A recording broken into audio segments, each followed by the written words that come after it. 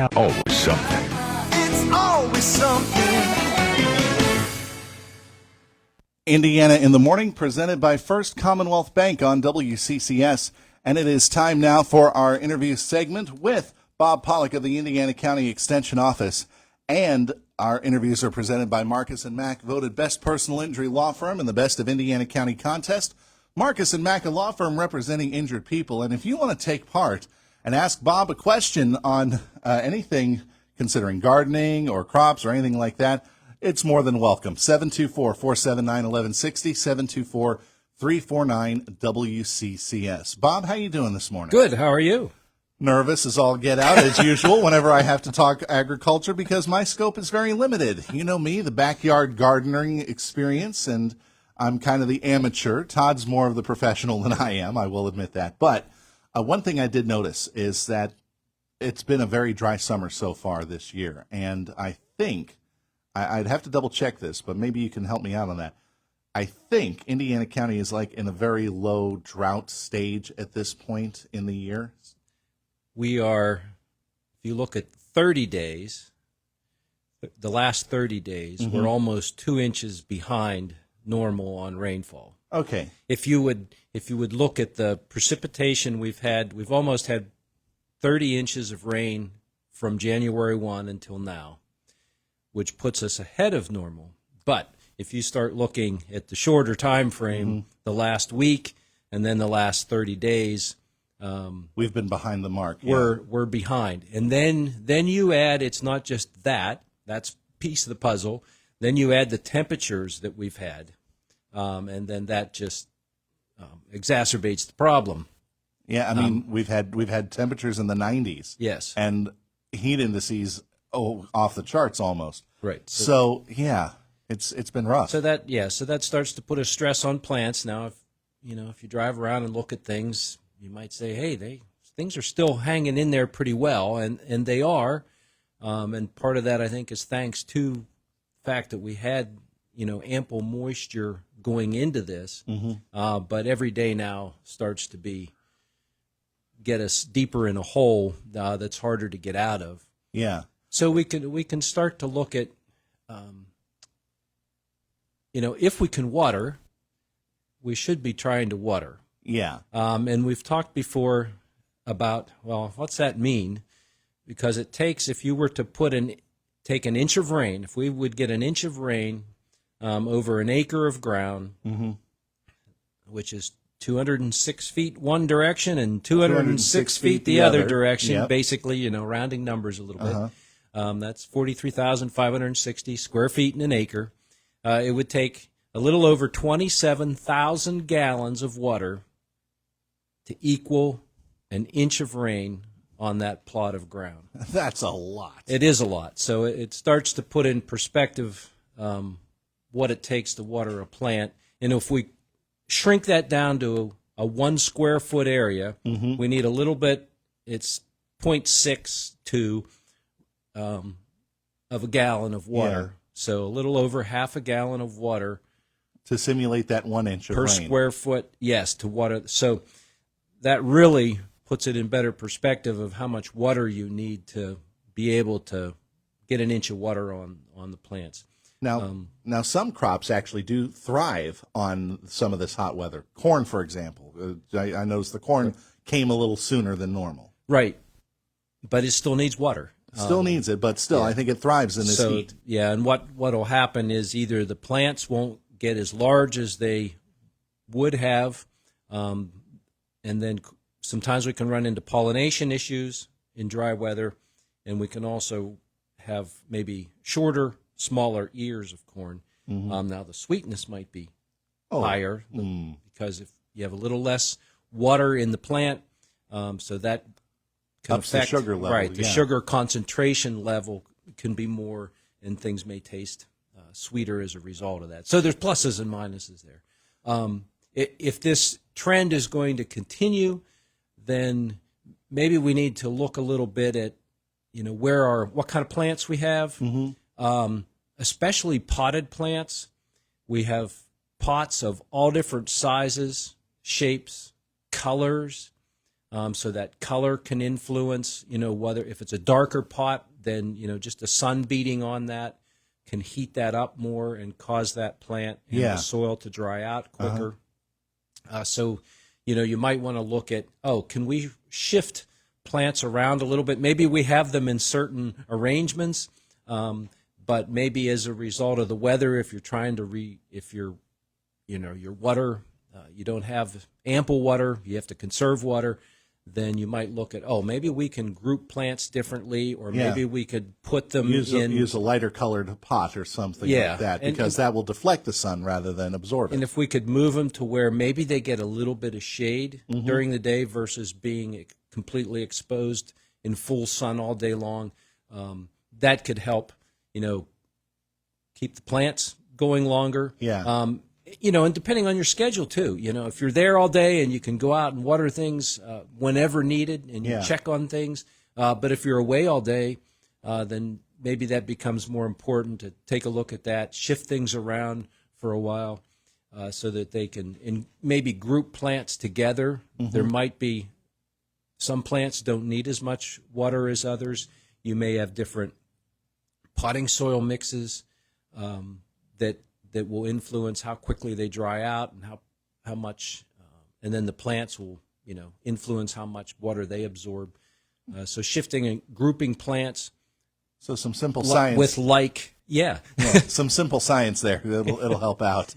Yeah. All right. So, Bob, what can you tell us about maybe the insect front? I know this is probably the time of year. I remember Dad setting out, as I've said in the past, I remember him setting out those Japanese beetle traps back in the day.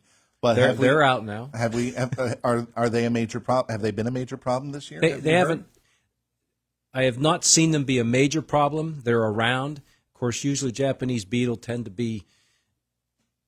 Somebody will have them here, and nobody will. They'll be gone everywhere you go somewhere else, and it's not a problem. So they too tend to be localized, and of course that kind of makes sense. The adults lay eggs. They may, if there's a little population here, there may be plants that are more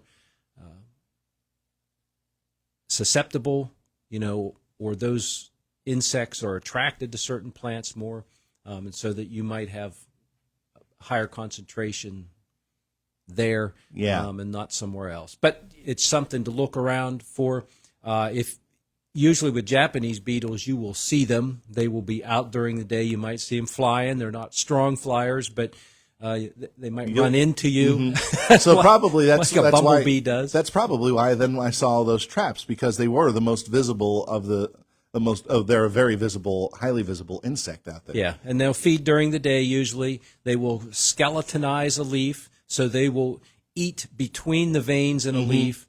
So you can look up and you'll see the leaf, and all it is a bunch of veins there, and nothing in between. Makes you shudder. And I like that term, skeletonize a leaf. Light. You can see light through the leaf. Oh, gosh. Is an indication that they're there. And then, if you need to, you can catch them in the bags. You can shake them off the plant into a container and dispose of them that way. So different ways. And then you can treat, you can have a little bit of damage that's not going to be a big deal, and treat them as necessary. Any other major pests that people should be worried about? In drier weather, we tend to have more issues with insects than we do diseases. Yeah. And that's kind of the way things are going. So so you just have to be observant. Spider mites, and oftentimes we can get those in flowers. You might have a couple cultivars of flowers that start to not look right, and you might think in this weather it could be water related, but if you look closer, it's like the leaves are fading in color. They're not as vivid as they were, and so start to look at those plants. Sometimes they will get spotted. That'll be little minute, like yellow spots, but a lot of them, like you took a pin and just kept pricking the leaf, and it just produced those yellow spots like that. Yeah, okay. So that usually is a sucking insect that causes that. So it's an insect that has a mouth part that sticks into the leaf and removes the chlorophyll and other nutrients that are in there. And and causes that yellowing or that pinprick. They'll do that multiple times. So spider mites are one of those, and those can oftentimes be on flowers. And they might only be on one variety in a pot. You know, if you have a mixed pot with different plants in there. They might go for one plant more than the others. Yes. Okay. And so that can be an indicator that, hey, I got a problem here. Mm-hmm. And a lot of times something like insecticidal soap can be effective on controlling those, catching them early. If they really get bad, then the whole plant will not look good. You can even have cobwebs in there that they make. Yikes. Webbing that you'll see, and then you know you have a bad infestation of that. You might just have to rogue those plants out of the container. Yeah. So the big issue in this dry weather again is the insects that come in rather than the diseases that come in. And saying that, cucumber downy mildew. That's a disease. Still, but it is around. Mm-hmm. Okay, so there have been identified pockets of that. Yeah.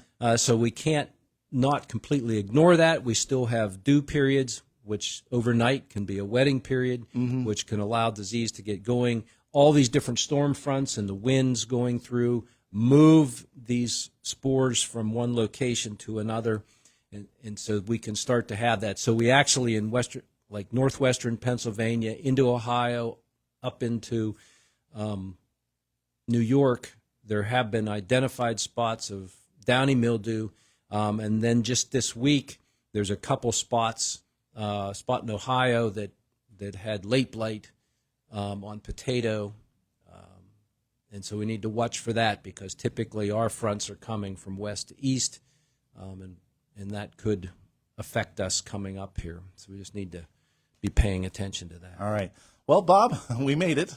Yeah, see how easy that was. Yeah, it was easy. I know I get worried about it, but hey, I know you do. Hey, thanks a lot for coming in though, and for guiding people through our nature world through agriculture this morning. Hey, Bob, thanks again. You're welcome. Bob Pollock of the County Extension Office joining us on Indiana in the Morning, presented by First Commonwealth Bank. Our interview presented by Marcus & Mack, voted Best Personal Injury Law Firm, Best of Indiana County Contest. Marcus & Mack, a law firm representing injured people. Started in 2021, the warning signs were everywhere. But Senator Bob Casey ignored the warnings and sided with the liberals in Washington, voting for trillions in reckless, wasteful spending. And all that reckless spending made inflation worse, driving up prices on almost everything you buy.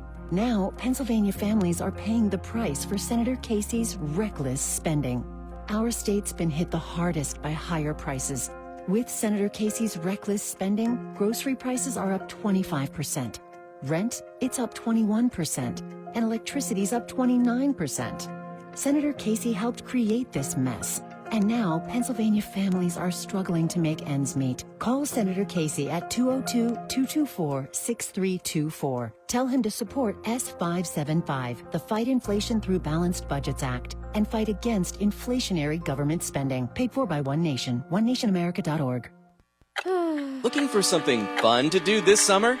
Head to Laguna Splash at Del Grosso's Park. Every Tuesday in July is a Super Splash Tuesday. Take on all the wet and wild action for just $25. And you can save $5 when you buy online or bring your sauce jar coupon. Enjoy Twin Twister, Midnight Express, our massive wave pool, lazy river, and more. All for as little as $20 every Super Splash Tuesday in July. For more details, visit mydelgrossopark.com.